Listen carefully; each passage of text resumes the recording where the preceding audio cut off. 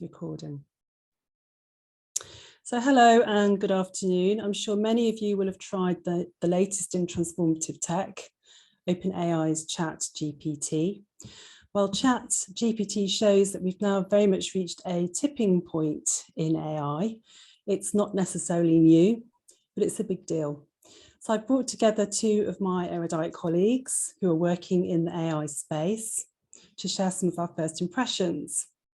Shweta needs no introduction. She's Assistant Professor of Information Systems and Management at the Warwick Business School, an Alan Turing Scholar, and my partner and collaborator in crime on all things tech, and also the respected Turkish professor Volkan Dulgar from Istanbul Aydan University.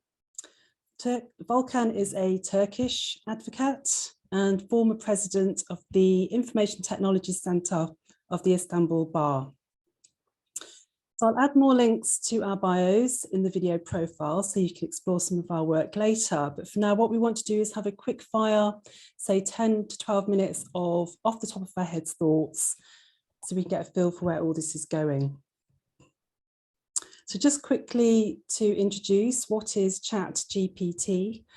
ChatGPT is an AI system and general language processing model, which was released at the end of last year. It's trained on a massive amount of spoken text.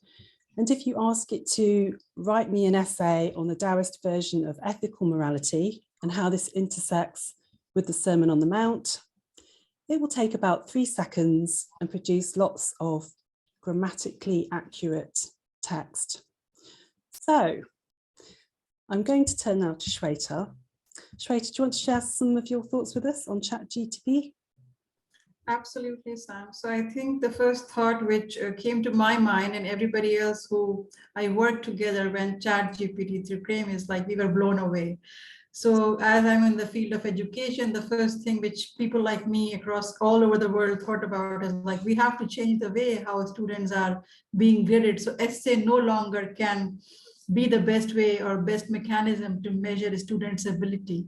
So to be honest with you, I mean, there are fantastic things about ChatGPT 3, but there are also concerns as we discuss further. But in one line, if I have to say something, is that it's like completely blown away and we are just scraping the tip of the iceberg. We haven't even reached anywhere further. So it's just the start and we are blown away.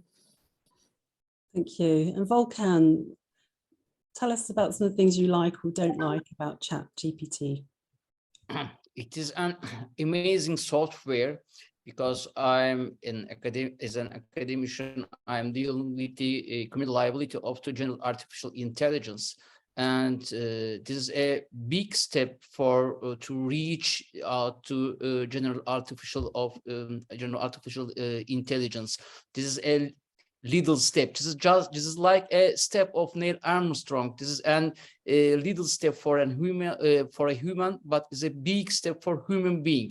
The ChatGPT is like this sentence, and I think so. If you imagine the deepfake and Google Translate or other software in the near future, all of them complete each other and the human beings reach to a general artificial of intelligence. Thank you. I just wanted to touch on the retail point that you made, Shweta. Of course, the sister to ChatGPT for image AI is DALL-E, which produces image mashups. And I wanted to mention Stable Diffusion, which is an open source text to image model, which was released by a UK startup, Stability AI, because this not only produces stunning images, but it's designed to run on a good home computer. And as Volkan was saying, in terms of how quickly this technology is developing, that will be a bit of a game changer. So I'm going to stay on the subject of small text, and I think I'm going to direct this question to just as Shweta. So Shweta, do you think ChatGPT is being picked up by other small tech, and have you come across any especially interesting use cases where ChatGPT is being embedded? Absolutely. Thanks so much, Sam, for asking this question. So I was reading the Wired magazine, and an interesting use case which came to my mind when I was reading that is the company called Abacus.ai. So what this company does, it produces the code or the AI software for coders. So when you write code, it is actually by default, you need technical documentation. So this company is planning to actually embed ChatGPT-3 in their own company to write technical documents. So earlier humans used to write the technical documents, but not anymore. Now ChatGPT-3 will write the technical documents which can be given to these coders. So this is an interesting use case where smaller companies are actually using the ChatGPT-3 in their own business model. Yes, I think we're definitely starting to see emergence of small tech innovation in this space. I think there are now about 55 UK startups using generative AI, with 18 in Germany and 49 small tech companies working on text generation across Europe alone. But let's move on to think about some of the immediate and wider concerns being raised. And I'm going to direct this firstly to Volkan, because there have been some concerns, Volkan, about school children cheating on their exams, although I think an equally intelligent student has already written code to help identify text that's been written using ChatGPT, and also that Kenyan workers are being paid $2 an hour to trawl through really traumatic material as part of developing a large language model. But are there other concerns, do you think? This is a big problem for all the university professors and the school teachers, because the students produce their answer via this program. We can say that this is there are no creativity in this software, but when we ask any question in the school, also in the university, we are just wait answer from our students, the common knowledge, not any creativity, because they are not the PhD candidates, and the result, they can produce answer, and this is an fake notes, fake answers, and is a big problem. And we can taste, we could taste this problem in the time in the COVID-19. As you know, we are give our lessons via Zoom or other software, and we also use for exams this software, and every a huge amount of the students copy in their exams, and the results wasn't and real. But now we can see that all the students in a big disappointment, because they cannot use their cellular number. In my lessons, we will take all the digital tools from the students. Other way, they are use this software, and ChatGPT is a very useful for this exam, and it's a problem, a big problem. This is just exam. We are just dealing with an exam. I am not speaking about criminal law and crime and victimization. This is just exam. Yeah, so in terms of students making use of the software, so it's something which academia as a whole is going to have to put some guardrails around how to use the technology. And one of the things I think you've mentioned, however, in the past is around deepfakes. Would you just touch on that for me, please? Deepfake is a very good thing. And first of all, I should explain my opinion, because I always support this software, this development. I fallen in love with the science or scientific improvement. But also the produced cars in the beginning of the 20th centuries, the digital technology produced a lot of crime. deepfake is an example, just an example for this.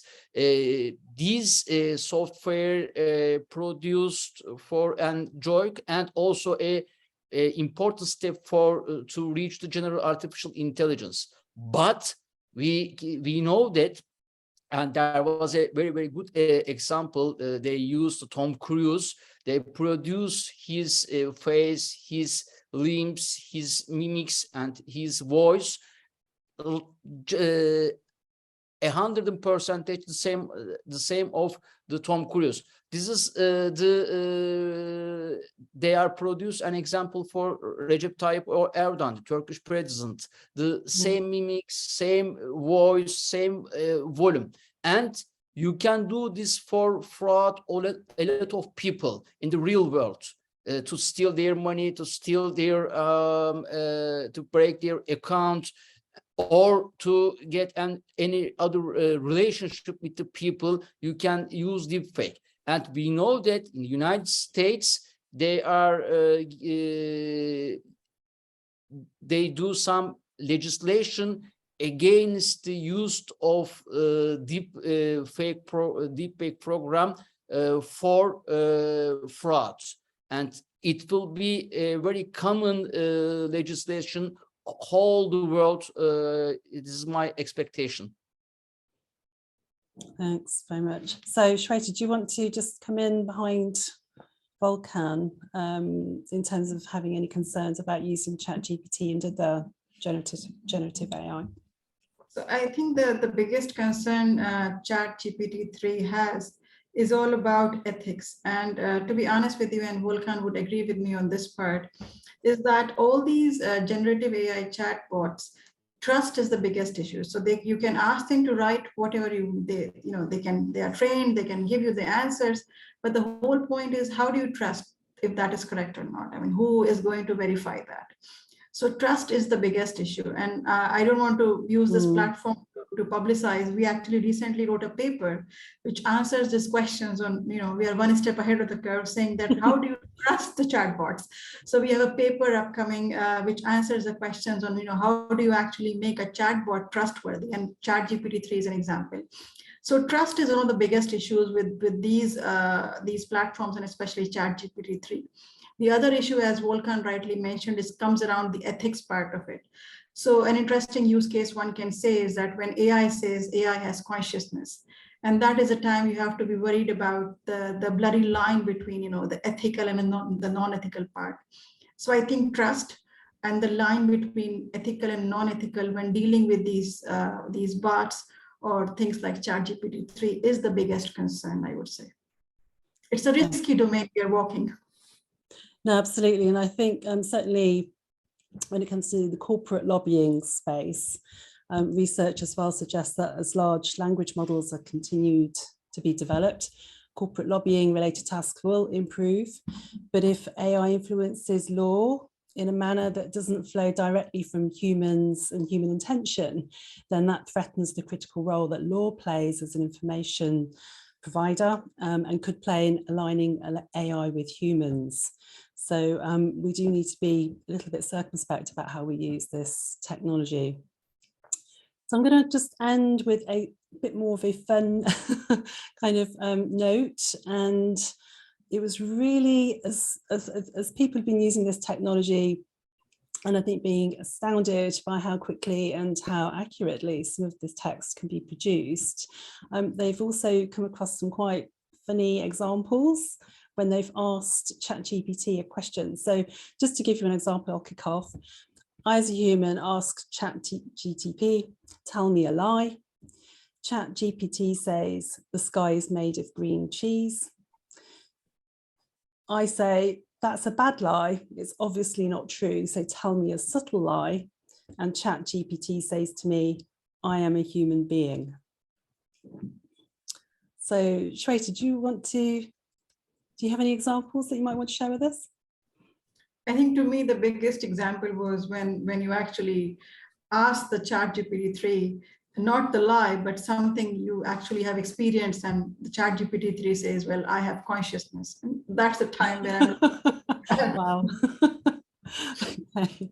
Volkan, what do you think? This is a common problem for the thinking machine. As you know, the Alan Turing invent these questions, and it's known all the scientific habitation. This is the Turing test, and the Turing test improved from the computer scientist, but still the thinking machine cheat people, because if it say that the sky is green, how can you prove that it's not green? This is an philosophical questions. Maybe you have got some picture from the International Space Station, and you can prove this. But otherwise, if I say green or black, yes, it is green or black. But this is, and the thieves and the police play. But the most important thing is the ethic that Shweta says, because I'm a criminal law professor and I also am a criminal lawyer, but you don't have to forget this. There is a universal principle of criminal law. This is criminal law is an ultima ratio discipline of the law. This is a secondary discipline. First of all, we have to solve our problem with civil law. Before civil law, we have to establish our own ethic rules.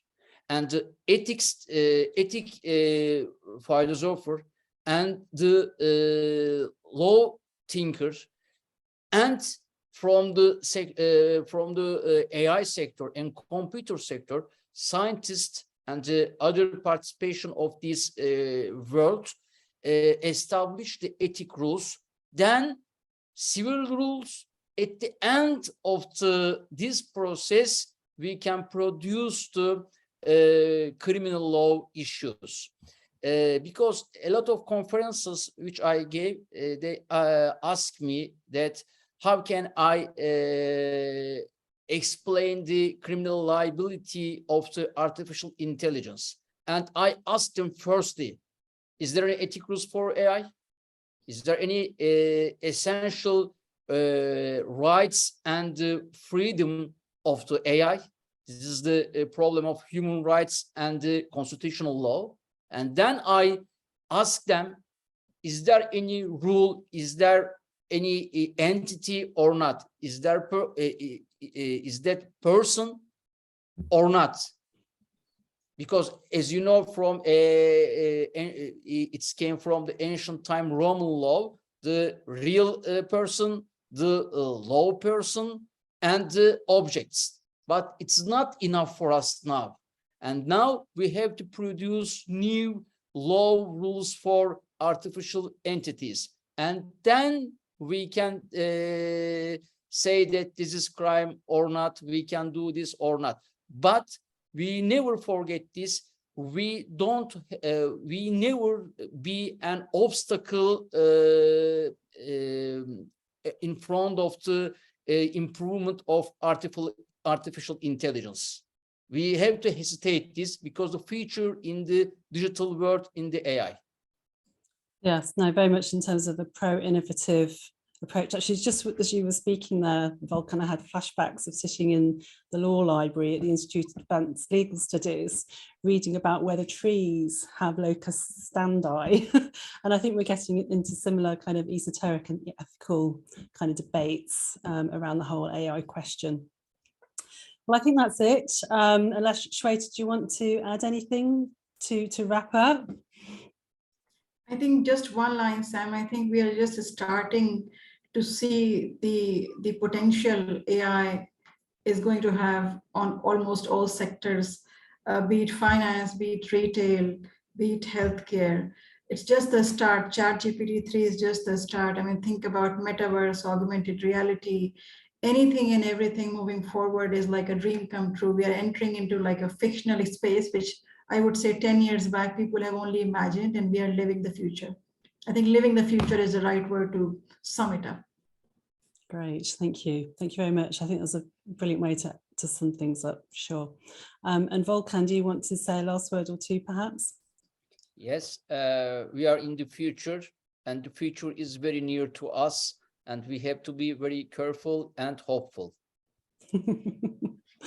Great. Yes, always end on a note of optimism. Yes. Well, thank you very much. Thank you for your time. It was great to see you, and perhaps for the next occasion we'll delve deeper into some of the tech. Thanks, Sam. Thank you very much. See you later. Thank you.